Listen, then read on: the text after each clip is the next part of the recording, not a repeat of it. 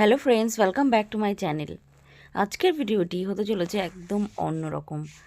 আজকে তোমরা থাম্বনেল দেখে বুঝেই গেছো, এসআইআর খসড়া লিস্টে নিজের নাম কি বাদ পড়ে গেল না আছে।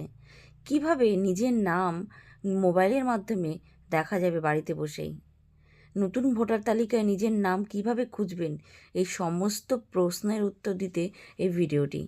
তো তোমরা ভিডিওটি স্কিপ করবে না, পুরো ভিডিওটি প্রথম থেকে লাস্ট অবধি দেখতে থাকো। আর চ্যানেলে যদি নতুন হয়ে থাকো অবশ্যই কিন্তু চ্যানেলটিকে সাবস্ক্রাইব করে রাখতে পারো এরকম ইনফরমেটিভ ভিডিও সবার আগে দেখার জন্য। আর অবশ্যই একটি করে লাইক করে দিও। তোমাদের এক একটি লাইক আমাকে অনেক বেশি মোটিভেট করে পরবর্তী ভিডিওগুলো তৈরি করার জন্য।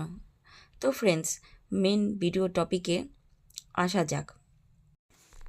তো ফ্রেন্ডস, এসআইআর খসড়া লিস্টে তোমার নিজের নামের তালিকা খুঁজে পেতে প্রথমে তোমাকে কিন্তু চলে যেতে হবে মোবাইলের গুগল প্লে স্টোরে। গুগল প্লে স্টোরে গিয়ে তোমাকে ইসিআই নেট বলে একটি অ্যাপস আছে, সেটাকে সার্চ করে নিতে হবে। এরকম একটি অপশান আসবে, সেই অপশানটিতে ক্লিক করে তোমাকে যে অ্যাপসটা আসবে সেটাকে ডাউনলোড করে নিতে হবে। ডাউনলোড করে নেওয়ার পর কিন্তু একটু টাইম লাগবে ডাউনলোড করে নিতে, 1-2 মিনিট। আর ডাউনলোড হয়ে গেলে তোমাকে কিন্তু অ্যাপসটা তোমার মোবাইলে ইনস্টল করে নিতে হবে।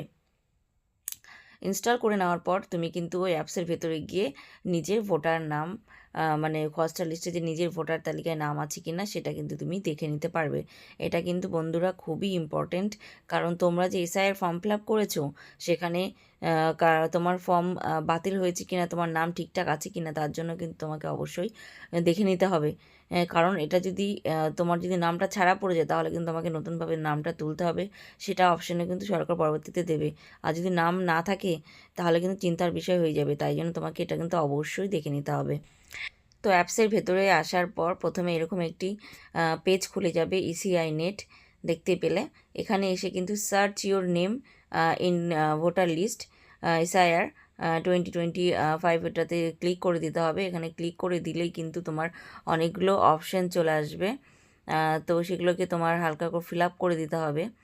তো ফিল আপ করে দেওয়ার পর এখানে অনেক কিছুই আছে, স্টেট, ডিস্ট্রিক্ট, অ্যাসেম্বলি, কনস্টিটিউন্সি, তো অনেক কিছু আছে। এগুলোকে ফিল আপ করে দেওয়ার পর তোমার কিন্তু এখানে একটি অপশান চালু হয়ে যাবে, সেখানে হচ্ছে এন্টার ইউর ভোটার আইডি, মানে তোমার যে এপিক নাম্বার সেটা কিন্তু এখানে পুট করে দিতে হবে, মানে লিখে দিতে হবে।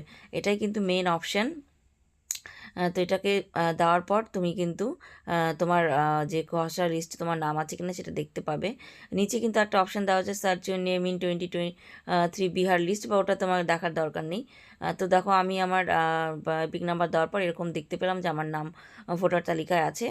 তো তোমরাও কিন্তু তোমাদের ভোটার আইডি কিন্তু দিয়ে নাম্বার দিয়ে কিন্তু চেক করে নিতে পারো তোমাদের নামটা ভোটার আইডিতে আছে, তালিকায় আছে কিনা।